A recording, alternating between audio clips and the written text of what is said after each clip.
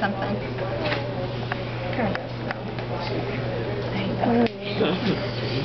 It's a better smell than the brain. The brain was and it was like in my nose all day. Oh, you open up those buckets and it's like, oh, poor baby. Oh, you want to look at the head?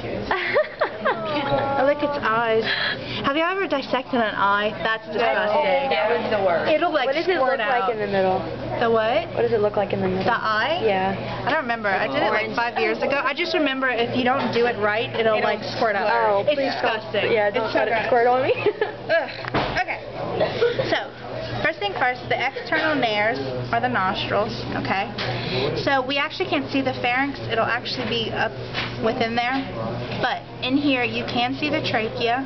Remember the trachea had the cartilage rings where we saw the hyaline cartilage? You can actually see the rings right there. Okay? Posterior to the trachea is the esophagus, which is right here. And esophagus moves by peristalsis. You have a lot of smooth muscle there. Right there. Okay, this flap, if I pull this back, you guys see this flap right here? Sort of looks like a bird beak. That's the epiglottis. That's what's going to open and close so that food doesn't go in your lungs or air in the epiglottis. Okay? So, you have two. Yes.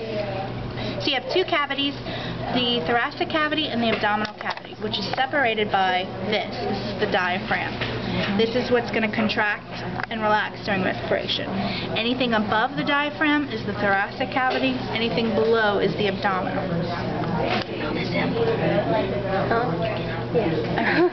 So, in the thoracic cavity we have the heart, and it actually has a lot of layers of fat on there, but if I would skin that away, see, there, that looks better. Okay, then we have 6 lobes of lung, 3 on each side. Okay, we have 2 linings of the thoracic cavity. They're both called pleuras. You have a parietal pleura, which lines the wall, and then the visceral pleura lines the organ specifically.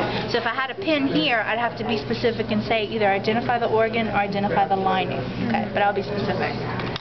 Okay, so below the diaphragm, we have the liver, which is right here. Okay, if we open up one of the lobes, you can see the gallbladder. It's just green. It's green because it has bile in it. It stores bile, but that's the gallbladder right there. It's like a leaf. Yeah, it's gross. Yeah. And so to the left of the liver, we have the stomach. Okay, you want to see what's in it? Yeah. Oh, no. I'll try to get it open. It just looks like Sam. It has hair. So it's like why they get hairballs and stuff. Yeah. Yeah. Just a little one. Get there. What's what? On the side. What? Like if you move that. That? This? The blue. Kidney. Is it really like blue or is it dye? It's the dye. Okay. So this, which I actually cut up pretty bad, this is going to lay over all of the intestines. It's called the greater omentum. It's just another protective layer. But if we would open it up, it would look like that. It would be on top of the organs. But it's basically just layers of fat. Okay, so I'll put that to the side. This right here is the spleen. Now it's really rare to find, they embalm the stray cats and they kill stray cats that nobody picks up at the pounds. And usually it's hard to find one that has a normal spleen because most of them have like worms or something, so the spleen is like really enlarged. And we usually have to cut it, but his spleen's normal, so he was healthy. Okay. So this is the small intestines.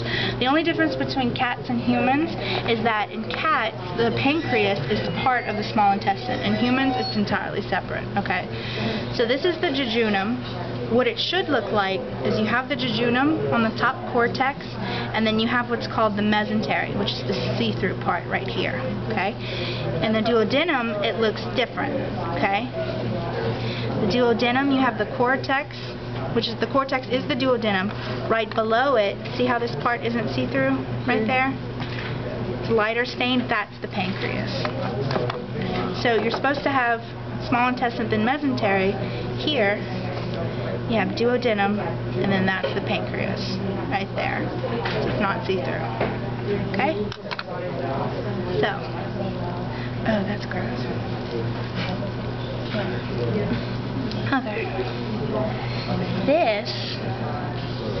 This would be the ileum because it's closest to the large intestine, and see how much bigger the tube is. Okay? See? Yeah. So this would be the ileum. Where they meet is the ileocecal valve, which is this hook right here. Oh, I'm going to cut that right there. Okay? So that's the large intestine. The rectum would actually be farther down there. I would have to cut it. And then here's the kidney again. Okay.